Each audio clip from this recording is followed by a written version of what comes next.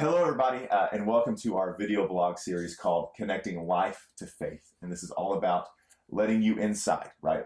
Understanding where we're headed as a church, understanding maybe what's going on in Joe's head. And we're here in Joe's office, excited about connecting life to faith. Well, hello and welcome to our new video blog series we're doing here in Joe's office. So welcome, guys. Let's introduce yourselves. Caleb Richardson, discipleship pastor. Joe Perkins, I'm the senior pastor.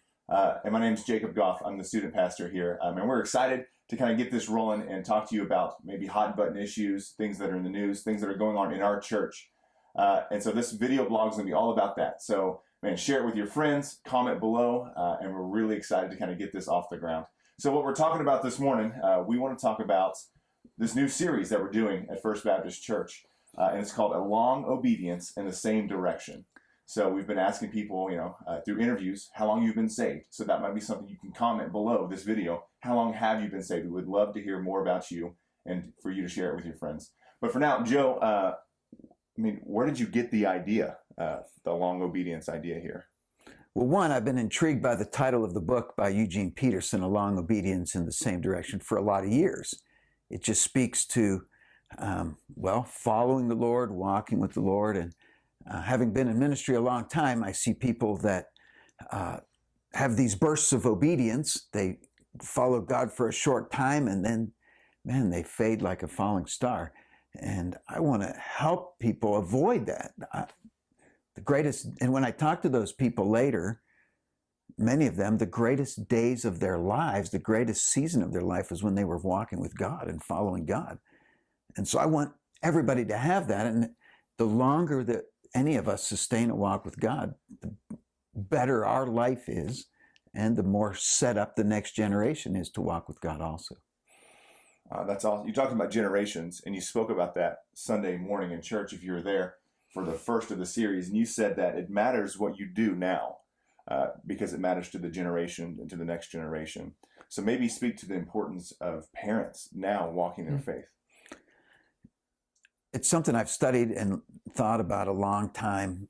Why does the second generation of Christians not have the same intensity as the first generation? And I've come to a couple of conclusions. One of those, the first generation quits talking to the second generation about what happened in the first generation.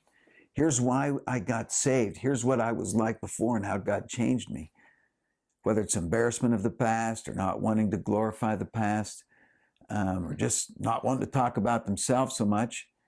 A lot of first generation Christians quit talking about how differently God changed them. And so the second generation grows up, well, we just go to church because we just go to church. That's just what we do around here. And the first generation's like, I'm going to church because God did all of this for me. He changed me. You've been in student ministry, Caleb. I'm in student ministry. And Joe's been in student ministry. How many years did you do student ministry? 10 years. 10 years. So he has both of us beat. Yeah. Still. So we've all seen students, fall off because their parents didn't take it serious enough. But Joe, I'm eager to know, you talk about generations. What generation Christian are you? That's a good question. I'd say second or third.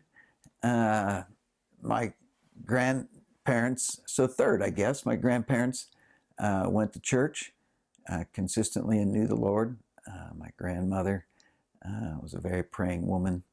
And I had a great-grandmother I never met that loved the Lord and knew the Lord. My parents took me to church a long time. And my mom in particular lived a very authentic faith and lived a very vital faith. And there's things that rattle around in the back of my head that she said and talked about that were of big help to me. And all four of her kids attend church regularly. And I think that it speaks a lot to her and her faith. How about you, Caleb? Has generations made a difference in your... Yeah, I have a great Christian heritage. As far back as I know, my family's Christian. And been actively involved in the church. My grandpa can barely walk right now, but he's still out doing all the landscaping at our church. Just volunteer That's out awesome. there. Yeah, that's great. Retired, been retired for a long time, and still out there every week. And he shouldn't be, but they can't keep him away. And my dad, I remember growing up at church every Sunday. We were always seemed like the first ones there and the last ones to leave. So that's. But their heart was in it. Their heart was in they it. loved it. Well, you're obviously very excited about a long obedience in the same direction. So tell us, if you had, I mean, for everyone to get one big thing out of it, I mean, there might be 1,000 big things, but where they walk away, in kind of a summary here, what do you want them to walk away from at the end of this series? Or walk away with, excuse me. Sure. I want people to walk away with a strong determination that they're going to keep following God, no matter what comes, no matter what circumstances, grief or loss, whether it's lies and discouragement like we saw yesterday in Psalm 120, whether it's barbarians and crazy people, whether you feel isolated and alone, keep walking with God. We want to connect you to what's going on at FBC. So I just go around, guys, and maybe in your specific ministries, what's going on, what we can look forward to. Joe, you might talk about the All-Stars since you're a huge part of that, the guys, and Caleb, small groups and things like that. So we'll start with you, Caleb. What's going on that you want people to know about in your ministry? Great. We've got two big things kind of restarting right now. A new season, a new session of adult Discovery Hour classes. The tagline for our adult classes is "Learn in the light, so you'll be strong in the dark." It's a weird connection. I know. It's almost like God's working that out. And so we've got a great set of classes right now. Frank Clay is teaching one called Sustainable Leadership. Again, it fits perfectly with our theme of a long obedience in the same direction and grit and learn in the light so you'll be strong in the dark. And then Joe is teaching one on Hebrews, and it's all about the supremacy of Christ and the value of Christ. You know, it is about the supremacy of Christ, and there's a second theme, which is perseverance in your faith. And we just want to help people be strong as Christians and not fade. And to 10, 20, 30, 40 years from now, to be walking with God in their best days in their life. And the third class I'm teaching, it's over parables. And we actually went over the one yesterday, the parable of the sower and the seed in the soil. And we looked at how Jesus spends the most time talking about the soil that's rocky, where the plant grows up, but the difficulties of life, the sun comes out and they burn up and they wither away. That's great. What I'm hearing from you guys is great things that are following a similar theme of connecting life to faith, right? And really trying to work out how do we stay a Christian long term. So, I mean, don't miss this, guys. Don't miss the chance to plug into small groups. Don't miss the chance to send your kids to All-Stars. Don't miss the chance to really deepen your faith. It's right here. You don't have to go to any big county. It's right here in Glenn County, right? We are doing the things that we want you guys to benefit from in the long term. Guys, thank you.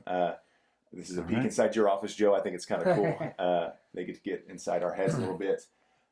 Guys, hit the like button, comment below, maybe something like how long you've been a Christian, what you like about the new series, and even a question that we could maybe answer in following videos. We hope to be doing this for a while, and we'll see you next time.